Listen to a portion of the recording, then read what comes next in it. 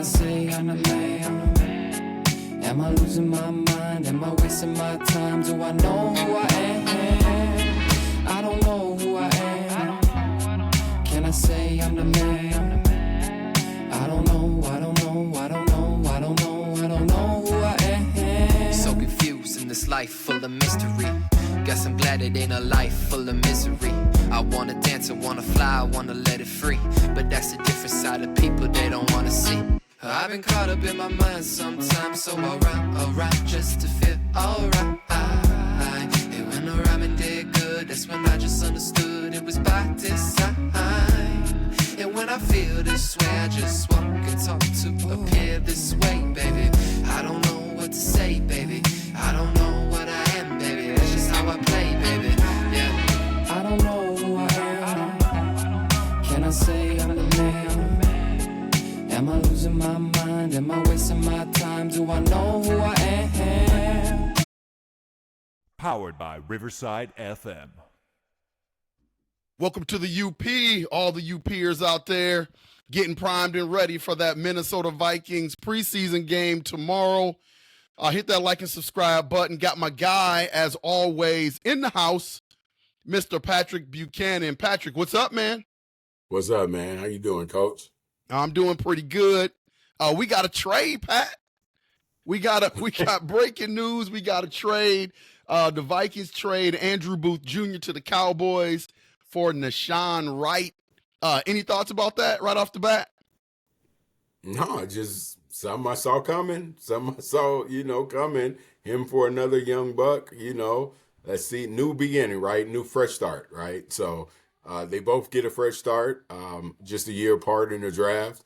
But let's see what, they do with their, second chance.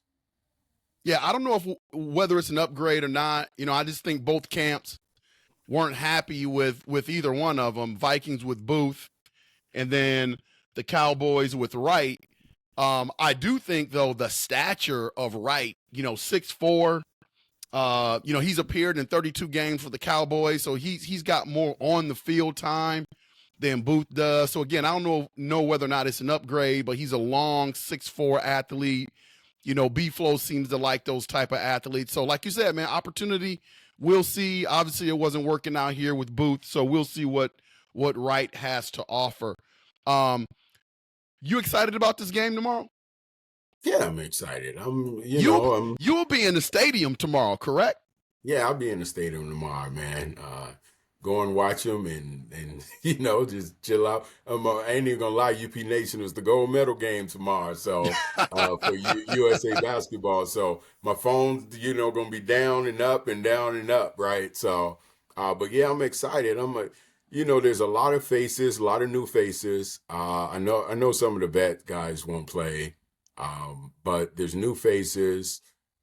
You want to see some reps. You want to see Darnold behind that first team. You want to see how JJ, give him some time. Like, this is the only thing I say. KOC, if anybody, you can hear me, right? KOC, let the young buck out there and play. What they did last night in New England with Drake May was just disrespecting the game. Like, he only needed one series. That was terrible. It was horrible. Like, it's a rookie, right? Rookie of the year, C.J. Stroud last year played. They, first quarter, first half. Right? And I keep bringing them up. I know I keep bringing them up because that's an example of a rookie should be out there, right? Rookie, second-year players who haven't done much, man, put them out there because there's nothing, like, we can do whatever we do in practice, but nothing beats live game speed. Nothing prepares you more than that. Patrick, why do these coaches outthink themselves with that kind of stuff, man? Obviously, you got Jacoby Brissett, who's with a new team, new system, new coach. He needs reps. And then you got your draft pick, Drake May, who, from what I've been hearing, he's been, up and down in practice, struggling a little bit. You would think that as a coach, he would benefit from being out there when the bullets are flying live. Like, why do they outthink themselves when it comes to this stuff, man? I don't know. I know they're got some injuries up front in the offensive line, but man, you got to let the young kid work through some stuff, man, because let's just be honest. It's a vanilla defenses that they're going against right now. So, I mean, you got to let them work through stuff. You can't, you got to take the wheelchairs off, man. I mean, you got to take the training wheels off, right? Yeah. At some point, you got to take it off. And all I ask is KOC, just keep them training wheels off, man, because we all need to see as well as you need to see, right? So, next week, if he got a lot of reps against Cleveland and he only played a couple of series, I get that because he got a lot of good live against, but tomorrow, man, I need to see the guy. I need to see a lot, right? I mean, up until knowing you're only playing 3 and Darnold might only get 1 or 2 series, right? Hopefully you give Darnold 2 series. But play him up to the half, I'm okay with that. Yeah. Agreed. And not to take a detour from Vikings talk, but you mentioned the gold medal game. That gold medal game almost didn't happen. Pat, what do you think of the USA men's basketball squeaking one out against Serbia?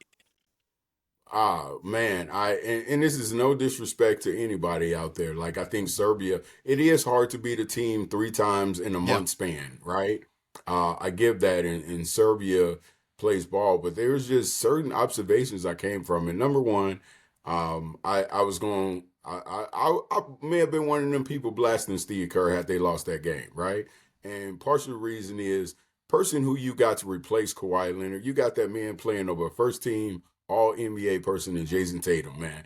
And you in your second unit, you could have had Jason Tatum, Anthony Edwards, Durant with Bam and AD, right? Jason Tatum and Anthony Edwards or KD can bring the ball up, man. You don't need no true point, right? And the length and the size. But the other part of it is, man, I love watching European basketball, right? If you're a basketball fan out there, all these teams that we play, the actions, right? They're not ISO teams, right? And I love watching that type of basketball. And for us, it was just 2 ISO, right? Steve Kerr, you don't run no ISO in your offense at Golden State. Why is they running ISO, right? I mean, we got through it. We squeaked through it. Steph, he was eating. Chef Curry was out there eating. KD with a big bucket. Joel Embiid was big in the fourth, and LeBron as well. So, I mean, those 4 guys really carried the fourth quarter.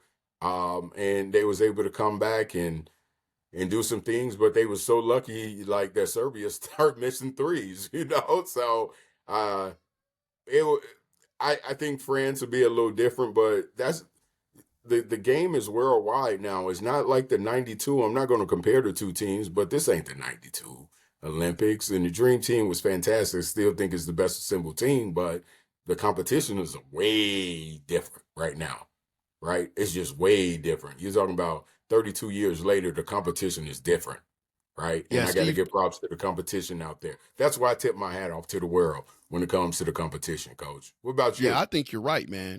Steve Curtis, another situation where you got a coach that is definitely outthinking himself. What really perplexes me, Pat, is, he came out and made a statement the first time he didn't play Tatum. And what did he say? He said he felt like a fool for not playing Tatum.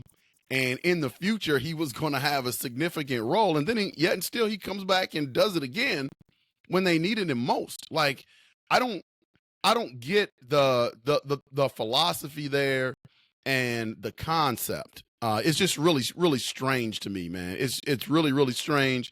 And then when you talk about European basketball, I agree with you 100%.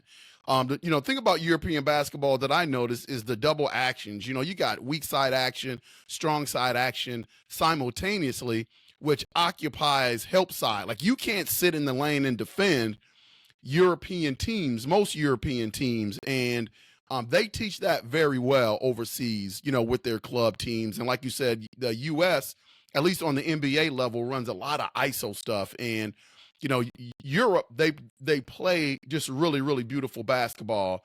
And even though I think we are still the best in the world at the game, that gap that we used to have is it's definitely shrinking. I mean, you can see it in both genders, the women's game and the men's game.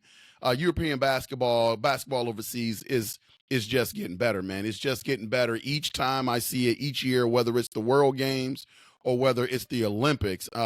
You can just see that gap just shrinking, Pat. Yeah, you can't like if you look at ours, right? Is and I'm not the college game is still the most beautiful game out there, right? It's Oh, still yeah. pure. Coaches coach out there, right? They Yep. don't rely on that much isolation, right? They run their stuff. They run their stuff at the college level. You're a college coach. Y'all run y'all stuff, Yeah. right? Yeah. But our AAU basketball is damaging. And I know Kobe Bryant said it, before he passed away, but the AAU basketball is damaging. And so you look at our AAU basketball and you look at what they're playing as pro ball, right? At 14, 15, 16, 17 years old, right? It's non-comparable, right? Right. They dog walk us, right? If it wasn't the best, right? They dog walk us. You take their 14 to 17-year-olds, they're going to dog walk us because we're not going to know how to move the ball, play defense the right way, and things like that. Now, Yeah. all that action, no one wants to guard that because they don't guard it in AAU right now. So I know it. That's why the gap is because they're getting out here. It's money driven now. How much can the college coaches do? These guys trying to get to the pros, and when you get to the pros, it's all about matchup. So Yeah. that's Yeah. it. That's my opinion on it. Yeah. Don't want to I dig agree with you into too much. 100%. What's that? I said I don't want to dig into too much, but there it is. We gonna get into a lot of other topics, but tonight UP Nation made the call. We got some questions. People in putting things in the comments, sending me some emails. So we gonna try to pay some bills tonight and get some of these questions answered. I'm looking forward to see what UP Nation has to ask us tonight. The last question and answering session we had with UP Nation was pretty challenging, Pat. Oh yeah. Oh yeah. We we had I don't expect anything less. Oh man. We're growing and growing by leaps and bounds. So people are coming with some really, really good questions. So let's get it started. Question number 1, Pat and Lionel, how many Super Bowls and MVPs do you think J.J. McCarthy and Justin Jefferson will have together before they retire? That's a great question. What do you got, Pat? So basically, you saying they're going to stay with each other throughout, right? Sounds that way. I hope they do. Which I hope they do too. When you see great duos like that, great things happen, right? And if you got a good ownership and good front office, things could happen. I'm gonna be at the floor on this one, and I'm gonna say 1, right? 1. At least they get 1 together. That is, remember what I believe, they get more. Hey, we all celebrating in it, right? But the young man hasn't even played a NFL football game yet. So it's hard for me to go, but I'm not going to go 0. So I'm going to just go with 1, right? I believe that there's 1 in them. And I believe the person that, if you're really getting to know Justin Jefferson, who he is and what they keep talking about with McCarthy, that these are just 2 genuinely good dudes that are going to be about winning and going to do it the right way. Okay. I didn't mention, but this question was from Michelle. I just want to make sure I get that name out there. Michelle, thanks for sending in that question. This is a speculation type question. So I'm gonna go out on a limb because there's a lot of things that could happen. But I think Michelle wants us to speculate. I like your answer of 1. It's a conservative answer, but I like it. I like it. I'm going to go with if they're going to stay together for a while. Like, I see that. And I think this young man, J.J. McCarthy, is really special, Pat. I think this kid is special. It's just oozing off of him, and I don't care what happens tomorrow night. That's not going to damper my expectations of J.J. McCarthy. To answer the question, I think they are going to win 3 Super Bowls together. Pat, I got a feeling about this kid. I get goosebumps. 9th, 2024, 11 p.m. Central Standard Time. We get to come back to this, Coach. Okay. In a good way. When it happens, we come back and say you called it. I am going to say that J.J. McCarthy will play for the Vikings for the duration. I don't think he's going to play for another team. And I think Justin Jefferson, although I can't guarantee that Justin Jefferson won't always be a Minnesota Viking, I think he's going to have a lot of longevity with the franchise. So those two paired together, I think is going to be Montana Rice type connection. Highest draft pick that the Minnesota Vikings have ever had, that 10th pick. And for all intents and purposes, Pat, this kid is saying the right things, doing the right things. Now it's about him getting on the field and doing it physically. I think he's going to have some bumps in the road early. Rookie quarterback, he's only 21 years old. But I think once he gets some games, some reps under his belt, I'm looking at 3 right now. I'm looking at 3 Super Bowls with J.J. McCarthy and Justin Jefferson's being together. I can't believe I'm saying this. I'm probably the most cynical and skeptical person there is. I just got a good feeling about what's going to happen with the Minnesota Vikings. Yeah, Coach, just one thing about you. I know, man, when you got a feeling, you got a feeling, right? So I'm never going to touching that, right? Even when I'm trying to defend people, right? And UP understand this. Sometimes when I'm defending, right, and Coach does it too, right? We both defend players and defend things, but Coach has this eye to just see certain things that sometimes the fan in me gets in my way. So Good question. This question is from Alex. Alex said, "Hey, Pat. Hey, Lionel. Should Jared Allen or Kevin Williams make the Hall of Fame?" Should Jared Allen and Kevin Williams make the Hall of Fame? Well, what's that? The Williams boys up front was something different, man. Oh, man. The Williams boys was something different up front. The William Wall. Man. And Jared Allen, I mean, that's a no-brainer, right? This time around when he's eligible, he'll be on there, and he should be on there, right?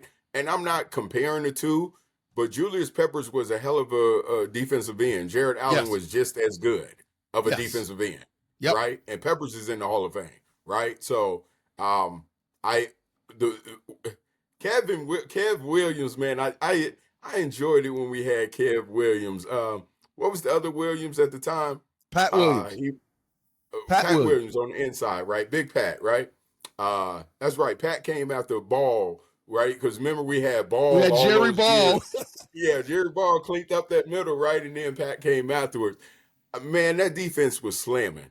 That defense was fantastic back there with the Williams. And I think, Williams' numbers might look like different than some of the other people's, but the impact that he had on the game, and I think he still had great numbers, right?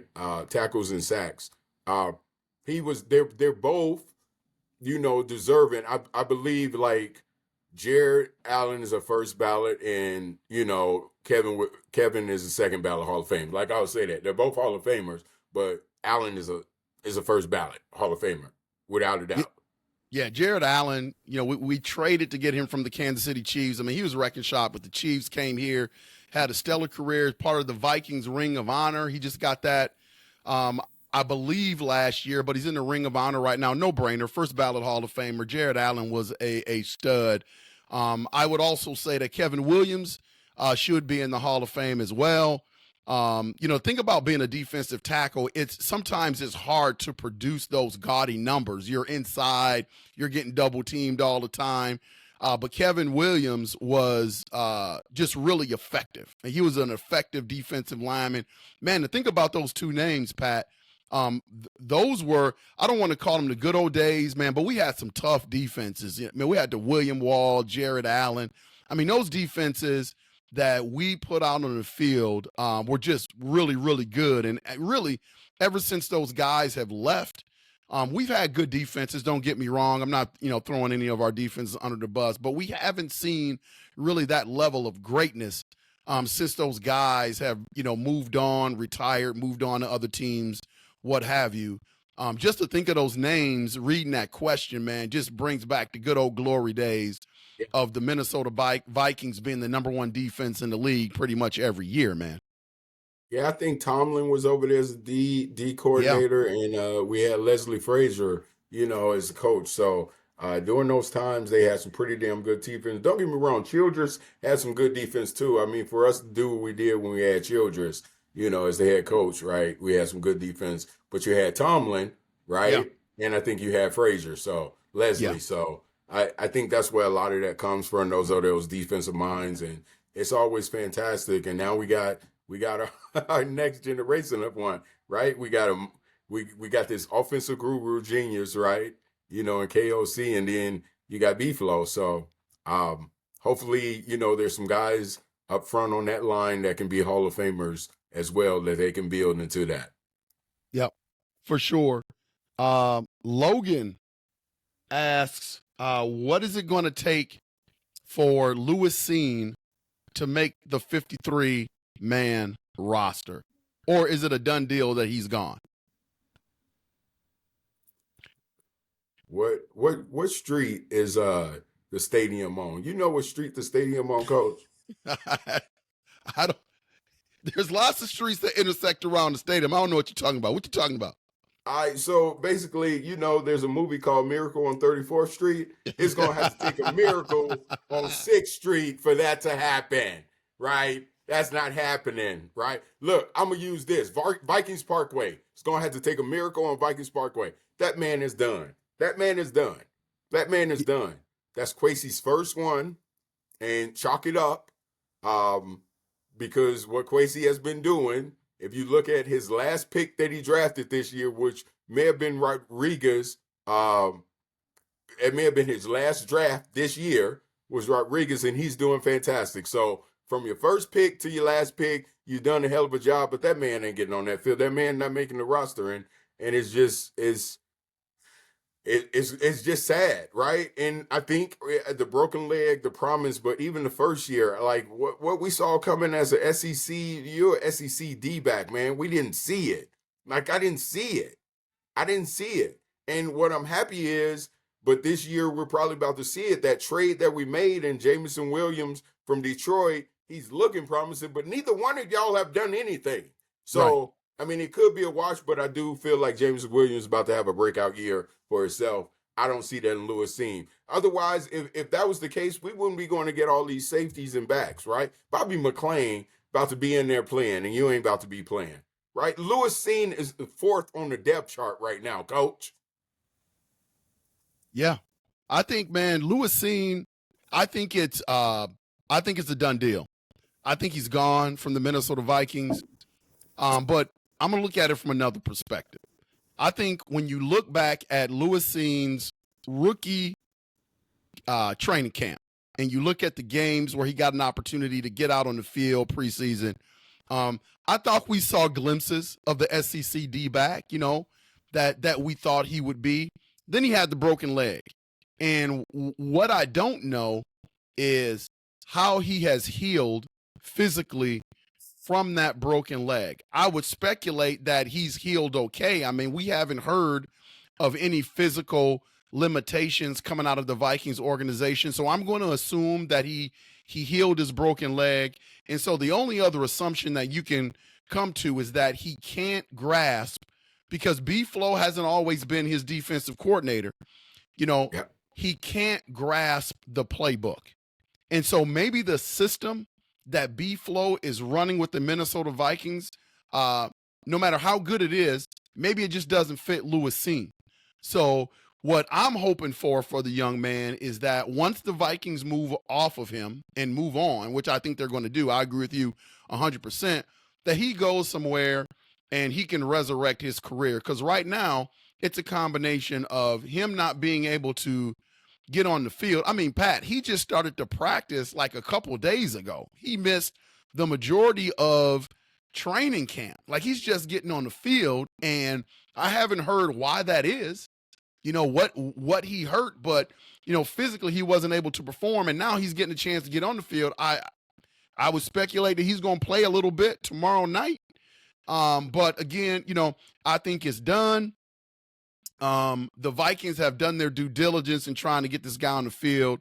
Hopefully he can move on and resurrect his career. But the answer to the question is, I think it's a done deal. I don't think he makes the 53-man roster. I agree with the sports guru. I think it's going to take a miracle for him to make this squad. Something out of the ordinary is going to have to happen for them to be able to make room for him to make that squad. So my answer is I don't think Lewis Cine will make the 53-man They don't roster. even talk about him when they talking about other players with injuries and banged up. They don't ever bring like the coaches. He's an afterthought to the coaches, right? And I'm just saying it in the sense that availability, right? Yeah. The reliability, availability. Like I just don't. Yeah. I'm past Lewis Cine. Look, have you seen Martellus and Cam Bynum play, man? Ooh.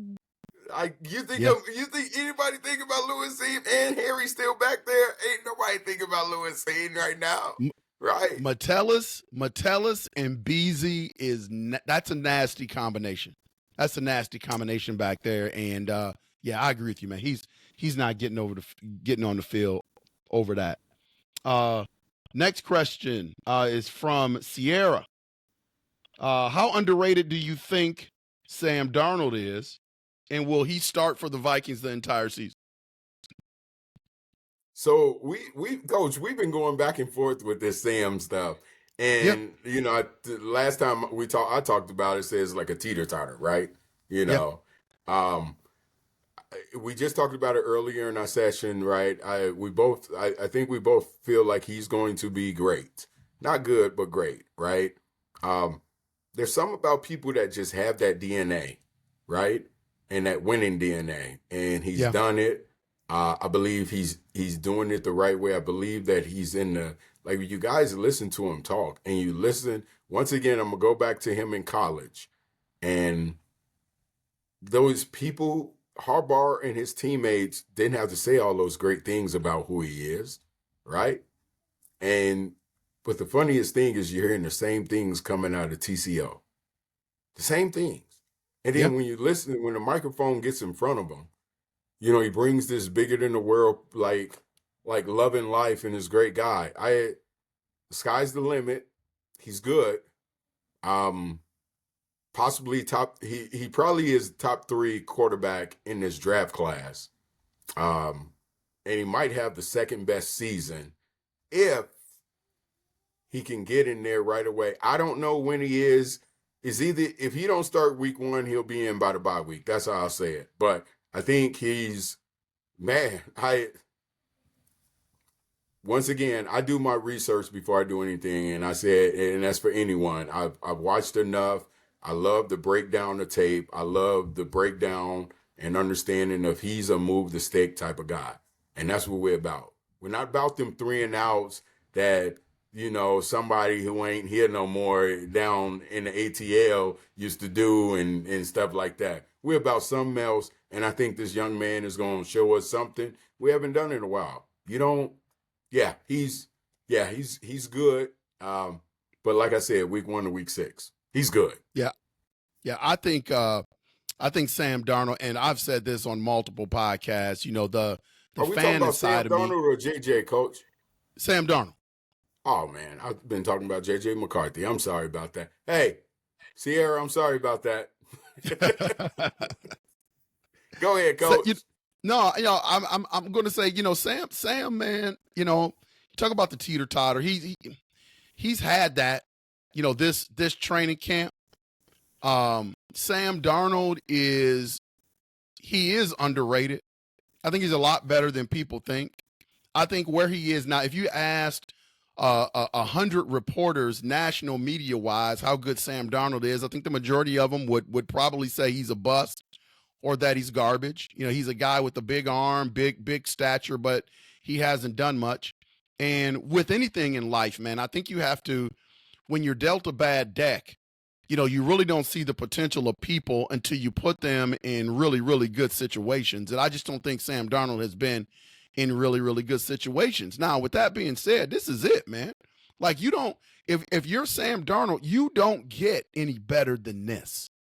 Coaching staff wise, personnel wise, offensive coordinator wise, you are going to get your opportunity to hold off a 21-year-old kid with the best wide receiver in the game and with an improved running game in Aaron Jones. And so, man, if you can't get it done with this personnel and this grouping, I don't know where you're going to be able to get it done. And so I think I've said it before. I think Sam Darnold is going to have a pretty good year.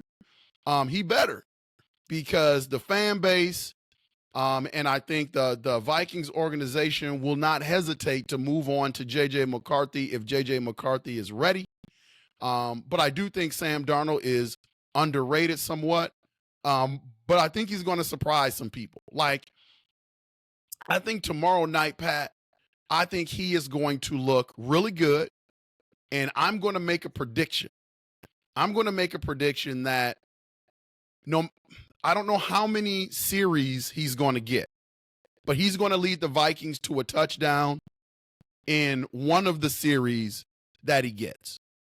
He's going to lead the Vikings to a touchdown, and it will be a touchdown pass from Sam Darnold tomorrow. He's strung together 4 or 5 really, really good practices after struggling, and I think he's solidified the QB1 spot. So I think he's going to do a really, really good job this year. Whether or not he's going to start for the whole year, I don't know, because J.J. McCarthy is looking good as well, and I think Sam Darnold is just going to have a short leash, especially if J.J. McCarthy is playing well. Yeah, I think he'll be a great vet. My bad, UP Nation. I'm sorry. I went off on a tangent with J.J. McCarthy. So obviously I got to reverse what I said, right? Okay, yep. I don't know. Yeah, maybe Darnold starts week 1, right? He's going with it. And this is what I really believe that's in him, like who he is as a person, right? He goes, and I keep saying 2-3, and if we are better than 2-3 in the first 5 games, then right, I'm even happier. So I think it's 2-3, and that's when the swap gets made. If Sam, unless JJ starting right away. So I think it's 2-3, but the reason why I think that he's going to be still a benefit to the team, even in whenever it changes over, is he's going to be a great teammate to J.J. McCarthy whenever J.J. McCarthy get that. And I think that's valuable, right? I hear about, and I don't know how Jordan Love just had to stand back and look, but I heard Aaron Rodgers wasn't teaching him nothing, man. Like, he wasn't helping him, right? And there's guys like that can be in there, and I don't think Sam Darnold's the type of guy that is going to be bitter whenever they make the call, because he knows what this is about. This is the 10th pick of the draft. Man, I was the number 3 pick in the draft. I get it, right? So I think he's just going to be a fantastic teammate, right? No matter what. If that man throw a touchdown in his first 2 series or whatever he's out there, he going to get a lot of people behind him, and he's going to put a lot of pressure on that rookie. That's all I do, though. Which I hope you go out there and do it, right? Go out there and throw out one out to Jalen Naylor, to all the people thinking Jalen Naylor may not be the number 3. I want you to go throw it to Jalen Naylor just for me, right? So there you go. That's a good call, Pat. I think the TD is going to be to Jalen. It's going to be Sam Darnold to Jalen Naylor. You heard it right here on Unconventional Playbook. That's going to be the touchdown pass tomorrow. Michael, here's a good one. Another Sam Darnold question, but this is from a different perspective.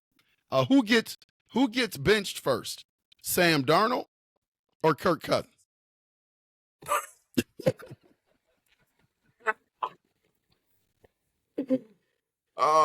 Sam Darnold. They gave Kirk Cousins too much money. Sam Darnold. Sam Darnold gets benched first, right? Yes, and that's just because we only paid him $10 million. And the future's right there, where, Kirk Cousins down there, he pissed off. He know he got his $100 million, and he mad as hell that they drafted that quarterback, right? He just came out and said it. He was like, man, if I knew they was going to draft a quarterback, I probably would have stayed in Minnesota. What? I'm glad you did. I'm glad. Atlanta, thank you for not telling them, because I ain't want to see you no more. Yeah, it's gonna be Aaron. It's gonna be Sam Darnold, right? I mean, it's a good question, but it's gonna be Darnold. Sam Darnold is it's the safe pick, but and I agree with you. If you put a gun to my head and made me choose, I would probably choose Sam Darnold. But I think we're assuming that Kirk Cousins coming off an Achilles is going to be the same Kirk Cousins in live action, and there's a chance that he may not be the same Cousins, just like Aaron Rodgers, same deal. Aaron Rodgers may not be the same Hall of Fame quarterback that we all, are used to seeing. So I do think it will be Sam Darnold before Kirk Cousins, but if Kirk Cousins is not right, Michael Penix Jr., from the reports I hear, is looking really good. He threw a dart today. He threw a little dart today. So yeah, he's looking really good. So Kirk Cousins, watch out, man. Watch out. He know. Yeah. Next one is from Cody. Cody says, Lionel and Pat, Theo Jackson is having a great camp. Yes, he is. He's doing really well in coverage. Do you think B-Flow will move him to corner? Now, I'm going to give this to you because you've coached football, and I don't think it's as easy as moving a safety to corner. Usually when you see a move like that, Pat, it's corner to safety because maybe you slow down a little bit. Maybe you're not as fast. Maybe you're not as quick. You rarely ever see a safety, especially in the NFL, move to corner. So I'll let you roll with that question. Yeah, so he's not going to move the corner, but he is that Swiss Army like Martellus, right? Yes, and he's going to use him this year where both of them on there. Theo is that, right? Theo's is the hitman's replacement, right? Martellus is just this special thing. Theo is hitman's replacement. That's without a doubt. He's not going to move him to corner. He's not going to need to move him to corner, right? He's got Ward getting some of those snaps at corner, and Fabian and he's doing fine. Evans will be back, right? We're good. The corner is better than you think because you got to think about it. They really only got to have two corners out there with the defense. Right. He throws them safeties, right? Because you got Martellus and then you got Theo. So you think about that. If he needed to go 5 or 6 D-backs, he's going 4 safeties, 2 corners, right? Yeah. So there's no need to put him out there cornerback, right? These safeties can play in the nickel and the dime, right? So, no, he got 3, 4 safeties out there with one of them playing nickel because they have that type of ability, right? So, no, he's not going to move him there. He will be used like Martellus. You're going to see 2 Martelluses out there this year, and that's going to be Theo and Martellus, right? So watch out for that. And he's talked about it. It's 2 of them. It's 2. We got 2 of them like that. Yeah, if we get 2 Martelluses, man, we are a nasty defense.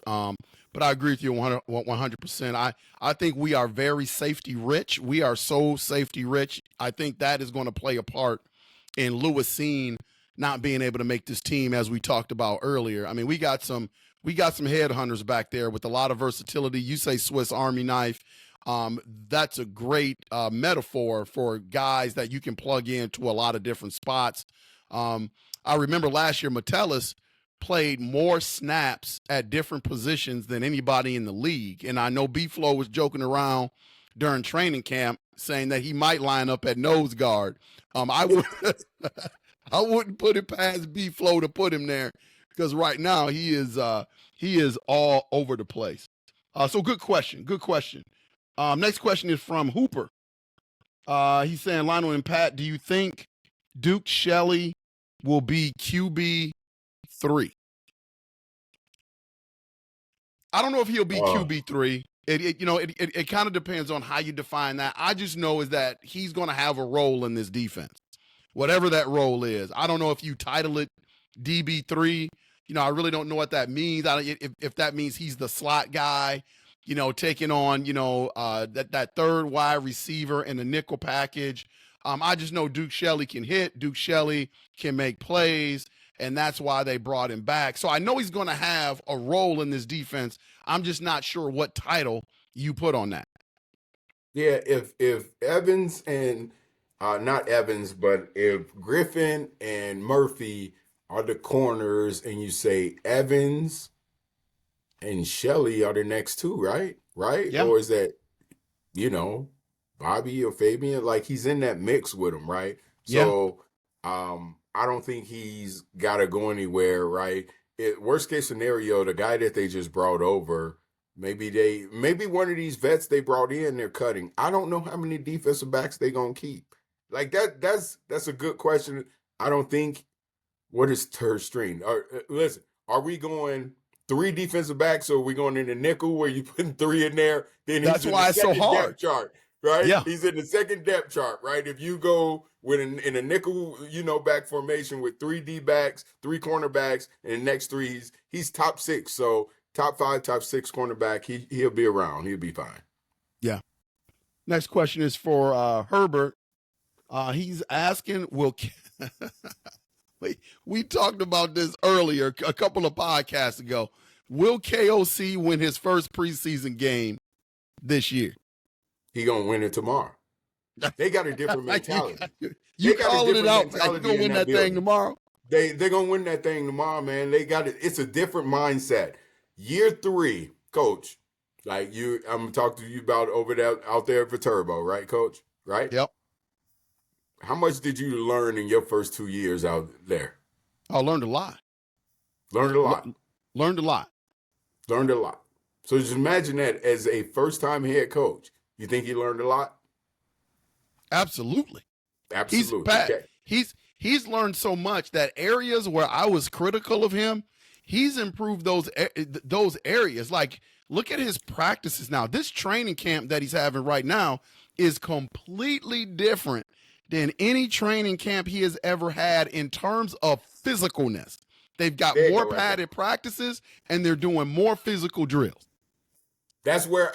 Listen, you went where I was already thinking that's the reason why they win even the first one, right? They coming out there headhunting. They can't wait to hit somebody, right? They can't wait because they so great with each other, such a great culture, right? You're not hearing anything about us fights and stuff, whatever. They can't wait to hit somebody else.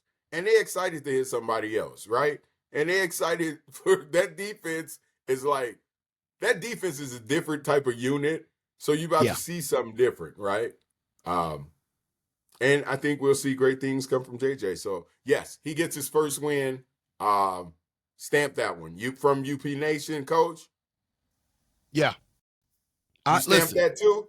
I stamp it too. I don't know if it's gonna come tomorrow night. I'll say that. I don't know whether it's gonna come tomorrow night, but I know one of the 3 preseason games.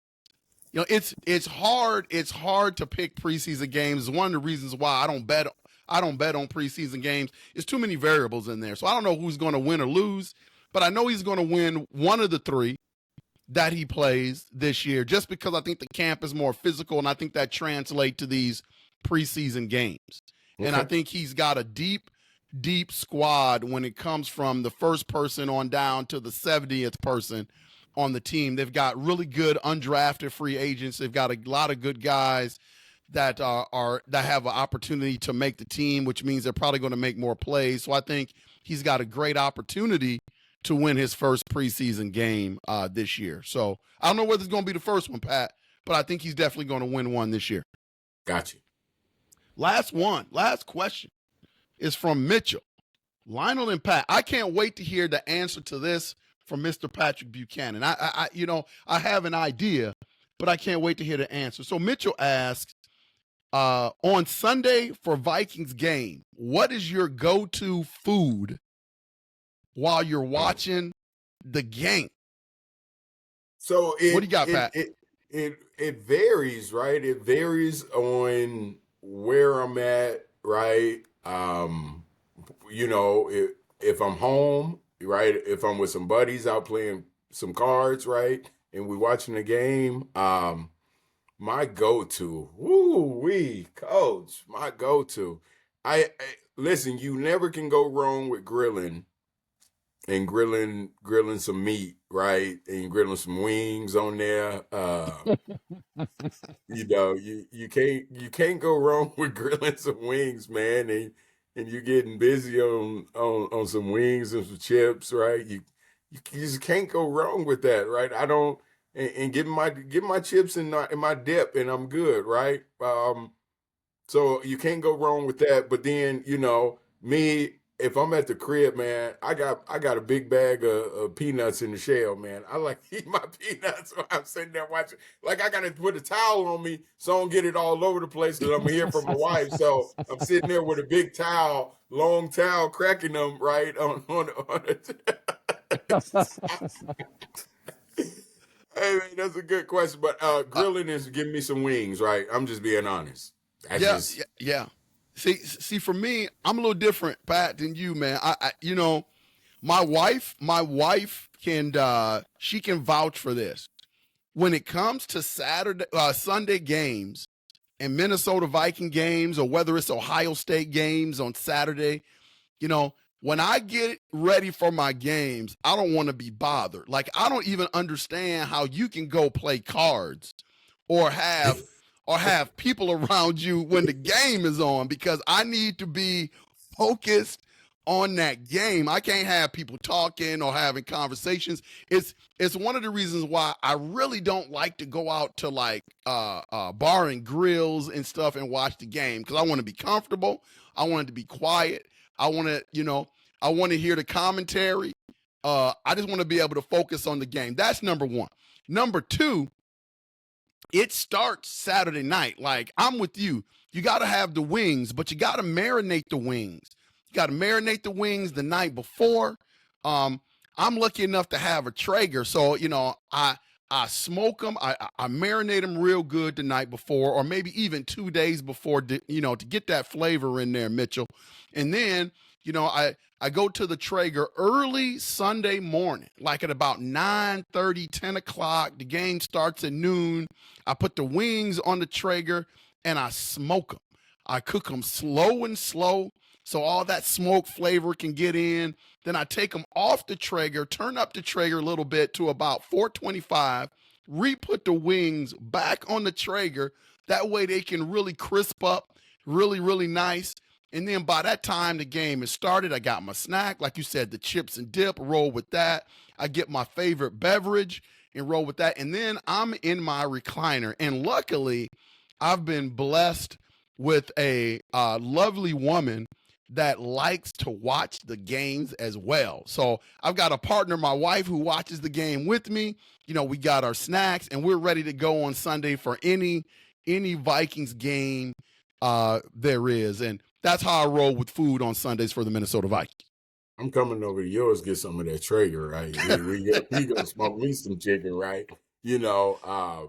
Yeah, man. It's just different things. Sometimes it's a brat, right? You got to go with a brat or something like. There's so many different things, right? When I go to a party though, at somebody else's like a party, they got everything laid out, right? I don't like hosting it because I don't like cleaning up after it, right? I might be able to do it once a week because I got to clean all that up, right? I got to move or rearrange furnitures or whatnot, right? That's why I keep down here 2 TVs or whatever. But Coach, you asked the question. You was like, I don't even know how you be with people and do it, because I play fantasy football with them, and we one screen. We got the red zone right on one TV, the other TV. We got the Vikings on, and we playing cards, and the Vikings TV is the only volume you could hear, not the red zone. So that's kind of what we're doing and talking junk. So we ain't missing a play with the Vikings because we're all Vikings fans. So we all up cheering with each other when stuff happening, and we slamming stuff down when things don't go right. Right? That's it. Right? That's right. Is what happened. Yeah.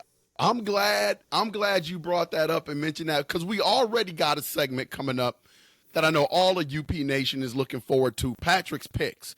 We've already talked about that, but we may talk a little fantasy football as well, because the sports guru of Minnesota dabbles in fantasy football. He and I talk fantasy football all the time, and I don't play it because it frustrates me on Sunday. Like, I have a hard time rooting for somebody on my team when they're going against the Vikings or the Cleveland Browns. Like, I can't go there. But this man, when it comes to fantasy football, knows what he's doing. So for those of you out there that play fantasy football, we may dabble. We may do a couple of shows with fantasy football advice as well from Mr. Patrick Buchanan. Pat, you up for that? Oh, for sure. Listen, I'm gonna tell anybody listening to this UP Nation, which if you are a true fantasy football player, you are playing on the sleeper app, right? Get away from ESPN, whatever else you've done, like y'all, all that other stuff. You got to get on the sleeper.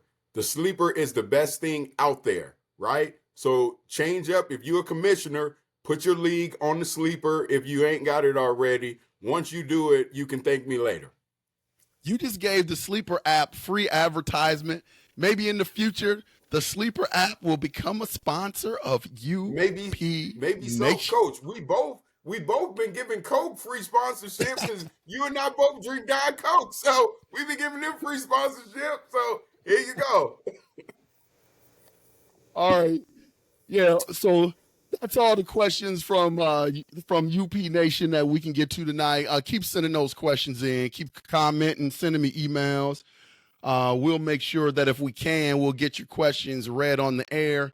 I'm also looking forward to post-game stuff where we're going to have fans, people that watch the games, join us, talk about the game, stuff like that. So we got a lot of good things planned for UP Nation. Pat, anything you want to talk about or tell UP Nation before we wrap this thing up, man? Nah, man. Hey, y'all, tune into the game tomorrow. I have my skull hat on, purple shirt, right next to my daughter. Look, because my guy who runs the technology part of it, like the video, like that's my guy, and he'll find me and he'll put me up. So if he does it, when I do that, I'm saluting out to UP Nation. All right. So UP Nation, Mr. Patrick Buchanan will be at the game tomorrow. There's a chance you can see him on the Jumbotron. Again, don't bother him too much, but don't be afraid to come up and say hi if you're part of UP Nation. I will not be at the stadium tomorrow. One of my former players is getting married. So I will be at a wedding and I will be DVRing the game. So when I get home from the wedding, I'll be tuning in to see what Sam Darnold and JJ McCarthy does. So Coach, I'm looking come on, be honest. Tell UP Nation you're gonna be just like this, Coach. Come on, Coach. I will be focused on the union of one of my favorite players of all times. I love all the men and women that have played for me over the years. But this is going to be a special day tomorrow. Someone that's really close to my heart, and she's found somebody that's really special for her. So I will be focused on that union tomorrow. But when I get home, I will be focused on the Minnesota Vikings for sure. UP Nation, keep hitting that. Just let me tell you something, UP. So real quick, this is what I got to tell you. There's a lot of times Coach Jones and I both get busy a lot, right? And what I will do is I will find time to slide in and watch some of it, right? Coach Jones always like, hey, don't tell me about it. I'm recording it. I got it on DVR. Don't text me. Like, he'll turn his phone off. So he can't get no notifications, nothing. Like, that man is, I will not turn my phone off. If I get a notification, oh, well, I saw it. I'm going to have to replay. Coach is committed to not knowing what happens. He needs to watch firsthand himself. I give you props for that, Coach. Yeah, because what happens is I got a lot of people that like to get at me out there. I talk about my teams. I'm a Cleveland Browns fan. I'm an Ohio State Buckeyes fan. I'm a Minnesota Viking fan when it comes to football. So when my teams aren't doing well, I have a lot of people that like to get at me right away, and they send me text messages. And so if I'm taping the game, it ruins it for me. So I've gotta turn my phone off during the course of the game if I'm not watching it live. If I'm watching it live, then I will keep my phone on. But if I'm taping it, I know by the time I turn my phone back on, I'm going to have 30 messages from people, telling me about different parts of the game. So I got to turn it off. I got to turn it off for sure. That's just part of UP Nation. If you didn't know that about Coach Jones, he turned it off. Me, I'm looking at it and I'm going to text you back. I'm like, I'm not watching it. Stop texting me, right? But then I'm like, dang, I know they scored, right? Because I got all these notifications on my phone, right? I got like 4 different sports apps that give me notifications of everything that happened in all the sports that I love. So in all the teams. So it is what it is. So I give you committed to that. I mean, for years I've been like, I learned now. I know, right? You would be like, I tape the game. All right, that's it, done. Yeah. I talked to him in 6 hours after he watched it. Yeah, my phone will be off during the wedding. It'll be on a little bit on my ride home. And then once I get home and get settled, I will have my phone off again so I can enjoy the Minnesota Vikings game. Pat, thanks for joining us again, man. This has been great. This station is growing by leaps and bounds. Glad to have you a part of it. Oh, definitely, for sure. I love being a part of it. I love the fans' questions always, but I love what we do, right? Have this, connection together. Once again, I'm gonna say it like I said on the last podcast. Patience when it comes to JJ McCarthy. Patience is a virtue. I agree with you 100%. No matter what happens on Saturday, don't overreact. It's the first preseason game. Don't overreact. On behalf of the host, Mr. Patrick Buchanan, and Lionel Jones, this has been Unconventional Playbook. Latrey, take us home, man.